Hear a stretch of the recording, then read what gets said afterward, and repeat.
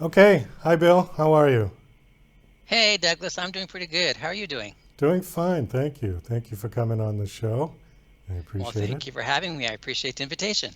So, are you a current professor or a retired professor of language? I am a former professor. I'm not technically retired. I basically just changed careers. One day I decided, I'm at the height of my career here in academia. I want to do something different. I want to go and write full time. So I did. I just got up and said, I'm changing careers. And I moved back to California, my home state, and I've been writing ever since. Well, do you think it's not that big of a stretch to go from professor to writer, though, is it? Well, not really. I mean, there are, let's talk about discipline real quick. To be a writer, you have to have discipline. I mean, you have to sit down and write every day or map out a schedule. You have to understand the difference between writing and editing, drafts and rewrites and so on. Those kinds of things you learn. I was a very successful academic. I have something like 9 or 10 books, about 200 something articles and book chapters. And, I wrote teleplays and scripts and things like that. I just did so much writing as an academic and went through the process of what writing is from beginning to end to a published thing, that the process for being a creative writer was instilled in me. So for me, it was just a matter of making sure my creative juices and the fiction side of things could come to the front. So, what you were writing before was not creative writing, it was academic writing. For the most part, however, I did work on a telenovela in Spanish, a movie in Spanish, and a movie in French. And I've written some short stories and small novellas in Spanish for heritage speakers and for learners of Spanish, because those are I grew up with English and Spanish, and my PhD is in Hispanic linguistics and language acquisition. So I did that kind of creative writing, but not novel and short story fiction writing in English. That's what came after. Okay. How many languages do you speak? Well, I grew up with Spanish and English. I speak French. It depends on who you speak to, how well I do that. And I know enough Italian that I could go to Italy and have be just fine. And I know a lot about other languages because I've had to because of my background in linguistics, but I don't speak any of them. I mean, I know a lot about Japanese and Turkish and Quechua and lots of different languages, but again, I can't speak them. Well, how similar are all the Latin based languages? French, Italian, Spanish, Portuguese. French is probably the most different from the others, would you say? I think I'm at the point now, and again, I'm a native speaker of Spanish. 'Cause I grew up with both English and Spanish, and people say, "Oh, French should be easy for you because it's a Romance language." I am at the point now as a linguist. I understand why French is a Romance language, a Latin-based language, but in terms of how it functions and how it works, I don't think it's much of a Romance language at all. It was very difficult for me to acquire French. Italian, no, not so much. Italian and Spanish are very close. Portuguese, I know enough. I can understand Portuguese quite well. Um, but French is out there.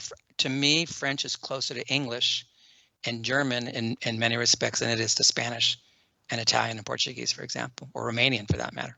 Because I know some native Italians who have no trouble with Spanish and Portuguese, but they said the same thing. They said French, even though it looks similar in the writing, if, the words they're using, but it must be the verb conjugations that are completely different or something. I don't know.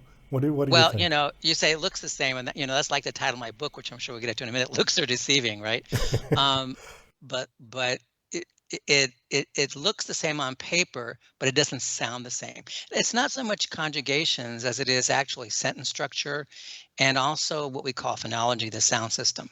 French has a really weird way with sounds and syllable structure that is somewhat alien to Spanish and Italian, for example. And it just it's tough. It's just the sound system is tough. Spanish is very phonetic, right? Pretty much so. Yeah. But you also like syllable structure in Spanish is very easy. You don't have weird consonant clusters at the beginning of words. Like here's just one example, Douglas, and then I don't want to get too techy on people because they're not here to hear about linguistics. But French, for example, does weird things like, okay, on paper to say I see it or I see him, it looks like je le vois, right? But that's not how it's pronounced. There's no in je, there's no in le. What you get is the je sound, the le sound, and the beginning of the voir with the V all coming together, and you get this one syllable thing that sounds like this, je vois. And like that's Okay. alien in Spanish and Italian. Italian and Spanish have to have their vowels in there, right? You have to have the breaks, the syllables. Yeah. Yeah, so you get these weird consonant clusters. You get the collapsing of words to make these weird, like one word phrases. It's like, oh my gosh. So it's tough. Okay. Well, let's see. Let's talk about your book. Your book is called Looks Are Deceiving, and it's your second novel, according to your bio. Correct. Tell us a little about this book. It is I guess it's was classified as a cozy mystery or a basic mystery. It's not a thriller. It doesn't have violence in it or gore or a villain stalking you with knives or anything like that. It's a story about this guy who's my alter ego. His name is Will Christian, who's one day on a routine bike ride in the summer, on a very hot summer morning in the middle of California, comes across a dead body in a field. And it's a young Latino kid in his early 20s. And so he gets involved with the police, obviously has calls the police to the scene. And then he is driven by insatiable curiosity because of his makeup. He's a former academic like me, and he just can't let things go. He's got to figure out what the heck's going on. And he's also driven by the unsolved murder of his high school best friend years before, which haunts him still. And so so there are bodies that pile up. There were more murders committed. They're all Latino and they're all gay.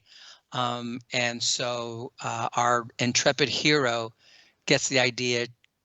He's trying to figure out that he's figuring out with the help of somebody that there's probably something going on here in the Central Valley, California through a dating app. And so he gets on this dating app for men, and he uses a dating app to track down this killer. So it's a serial killer? Yes, a serial killer, yes. And there are actual three bodies, three murders in the story, and Will toward the end would have been the fourth, except of course he survives in the end. So okay, is there any fact-based truth to this? Like, was this a story that you read in the newspaper or something? No, it's all made up. It's all made up. The only truthful thing is I was riding my bike one morning in June. It was very hot in the summer, and I stopped at this one stop sign before I crossed the street. And on the right-hand side of where I was biking, it's a huge hundreds and hundreds of acres of an empty field. With the California drought, you have all the bush and shrub that had died out in the summer, and it was all like 2-3 feet high.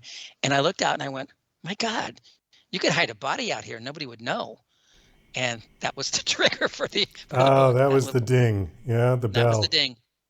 Let me ask you, we just got a couple of minutes left. Let me ask you something about stand-up comedy. It says that you do stand-up comedy or did stand-up comedy? I did. I haven't done it. The last show I did was in 2018 for someone's, I did a retirement banquet for somebody.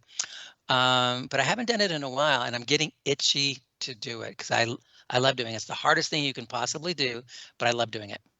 Give me an idea of your routine. What is it? Oh, I do everything. I'm sort of, I sing a little. It's comedy. It's comedy songs. I kind of take the audience on a little roller coaster ride through things. In fact, at the retirement banquet, I had everybody in stitches, and then I brought them to tears at the end with a ballad I sang to the person who was retiring. So it's, if you know somebody like Bette Midler, how she can do those kind of shows where 1 minute you're laughing hysterically at what she's doing, and the next thing you know, she's singing a ballad and she's making you tear up. That's the kind of show I do. And my comedy is all over the place. It's not focused on any one particular thing. It could be on politics. It could be on me. I like to poke fun at myself, like comedians do. Things that happen to you in life. Yeah, so it's fun, but it's comedy ain't easy. It ain't easy, kiddo. Well, you're up there basically naked, and you don't necessarily have a script. You have to do it, off the cuff. I've never seen any self-respecting comic have notes. or paper Yeah. or anything. You can't do that, right? No, you've got stuff in your head. You've got to practice, you write, and you do rehearse it. But you got to go with the flow, and sometimes things occur to you, and you go off on a tangent, and you come back to, you know, where it is in your head you should be in your bit, or you know, where the show is going. And sometimes audiences do things that make you go off another direction for a little bit before you get back to where you think you should be. Yeah, so you have to, it's not at all like acting. It's not like being on a stage with other actors where you're reading lines and it's well rehearsed. The director makes you walk this way or that way and so on. It's all you. It's all you, and it's in the moment. So Exactly. And then you brought up a good point about if you get a heckler, that's the sort of the oddball situation where you get a heckler, you've got to take him down, otherwise he'll take you. yeah, right? and you got to have, and a lot of us comedians have not pat phrases, but lines ready to go for hecklers, and depending who they are. And then sometimes you just make it up on the spot because of what's going on, right? Right. So, yep. Yeah, you got to be fast. Let me hit on one of the talking points Sure. on your bio here. It says, how his books provide opportunities to share meaningful messages and address social issues. It's kind of a big topic, but let's see if we can do it in 2 minutes. Well, that comes up from a lot of the reviews of my second book, the one we were talking about, Are Deceiving, the mystery. It's very hard to take a mystery, and because most mysteries are just about somebody's killing somebody or something's happening, you got to solve the crime, right? In mine, there are issues of sexuality, racism, and other things that happen that are underlying the narrative. And I didn't realize I was doing that when I wrote it, but they're there. And actually, in all three of my novels, my third one just came out in April, I realized that that's there. There's issues of sexuality, racism, who we are as people, identity, and so on that permeate what happens to the characters and what happens in the plot lines. So somebody reading this, are they going to get a better understanding if they're not of the group that is referenced in the book? Oh, I think so. Yeah. Because what I do is I don't write, for example, like with gay characters, I don't write them so only gay people will read about them. All my readers, my better readers, and the people I have read drafts, or none of them are gay. And also because I'm half Latino, my Latino characters, I don't write for Latino audience, or even write about issues that mainstream people talk about, like immigration. So no, I deal with real human issues so that you can identify with these people, no matter who and what they are. Okay, well, that's great. I think that's great. We do have to wind this down. Do you have a website that you want to give out? Oh, yeah. I'd like to direct everybody to my website. It's very easy. It's my name, Bill VanPatten, B-I-L-L, V like Victor, A-N like Nancy, P like Paul, A-T-T-E-N.net. So BillVanPatten.net. Go there. You can see all my books. I got some free short stories you can download and look at. Those are kind of fun. And you can just read a little bit more about me. Okay, and there's links on your website to purchase the book if people want to buy it. Of course. Yeah. Okay. Right. Exactly. All right, Bill. Well, thank you for coming on the show. It was nice talking to you. Best of luck with your books. Well, same here. Thank you so much for having me on. And I appreciate your audience listening. And I hope everybody has a great, whatever the day of the week it is. I don't even know what day of the week it is anymore. So